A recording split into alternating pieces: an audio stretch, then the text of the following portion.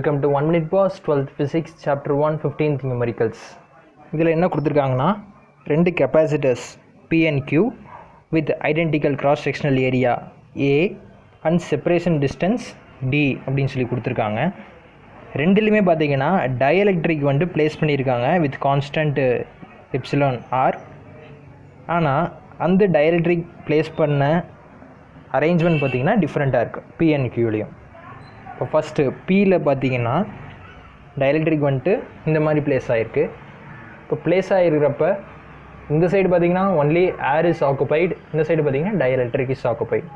இப்போ நம்ம கன்வீனியன்ஸ்க்காக இதை வந்துட்டு ரெண்டாக டிவைட் பண்ணிக்கிறோம். டிவைட் பண்ணிவிட்டு இது வந்துட்டு நான் C1ன்னு எடுத்துக்கிறேன், இது வந்துட்டு நான் C2ன்னு எடுத்துக்கிறேன். இப்போ நம்ம என்ன கண்டுபிடிக்கணும் அப்படின்னா calculate the capacitance. கெப்பாசிட்டன்ஸோட ஃபார்முலா நம்மளுக்கு தெரியும். C is equal to E0 into ER into area A divided by distance T. Okay, இப்போ எனக்கு இந்த அரேஞ்ச்மெண்ட் எப்படி இருக்குது அப்படின்னா ஒரு parallel கெப்பாசிட்டர்ஸ் கனெக்ட் பண்ணால் எப்படி இருக்குமோ, ஒரு parallel கெப்பாசிட்டர்ஸ் கனெக்ட் பண்ணால் எப்படி இருக்குமோ அந்த மாதிரி எனக்கு இருக்குது. இப்போ பேரலல் அப்படின்னாலே நம்மளுக்கு கெப்பாசிட்டர்ஸ் கனெக்டட் இன் பேரலோட ஃபார்முலா என்ன? CP is equal to C1 plus C2. இப்போ இது தனித்தனியாக நான் கண்டுபிடிக்கிறப்ப at P C1 எனக்கு எவ்வளோ? நான் ஏற்கனவே சொன்னேன் ஏர் மட்டும் தான் இங்கே ஆக்குபை பண்ணியிருக்கு. அப்போ நமக்கு எப்சிலான் நாட் மட்டும் எடுத்தால் போதும். எப்சிலான் நாட் ER வந்துட்டு எடுக்கக்கூடாது. இப்போ ஏரியா அப்படின்னு சொல்லி பார்த்தீங்கன்னா இது டோட்டல் ஏரியா வந்துட்டு A. இப்போ இதில் வந்துட்டு நம்ம ரெண்டாக டிவைட் பண்ணிட்டோம். அப்போ இதோட ஏரியா பார்த்தீங்கன்னா A/2, இது பார்த்தீங்கன்னா A/2. டிஸ்டன்ஸ் வந்து பார்த்தீங்கன்னா சேமாக தான் இருக்கும். அப்போ epsilon naught into A/2 into D.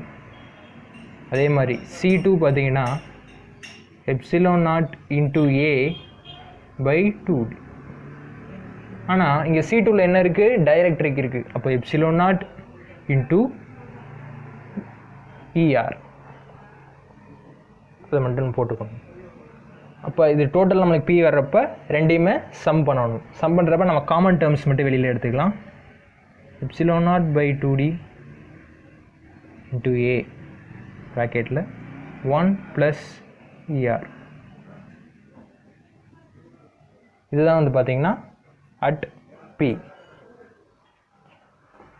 Next Qவில் பார்த்தீங்க அப்படின்னா டயஎலக்ட்ரிக் வந்துட்டு மேலே இதாக இருக்குது. நம்ம போனதில் பண்ண மாதிரி என்ன பண்ண போகிறோம்னா இது ரெண்டு கெப்பாசிட்டரை நம்ம கன்வீனியன்ஸ்க்காக பண்ண போகிறோம். போன வாட்டி நம்ம வந்துட்டு வெர்டிகலாக கட் பண்ணோம், இப்போ வந்துட்டு நம்ம ஹரிசாண்டலாக கட் பண்ணுறோம்.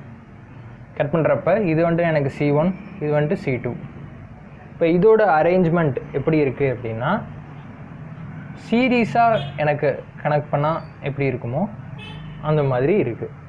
அப்போ கெப்பாசிட்டர்ஸ் கனெக்டட் இன் சீரீஸோட ஃபார்முலா என்ன? 1/CS is equal to 1/C1 plus 1/C2.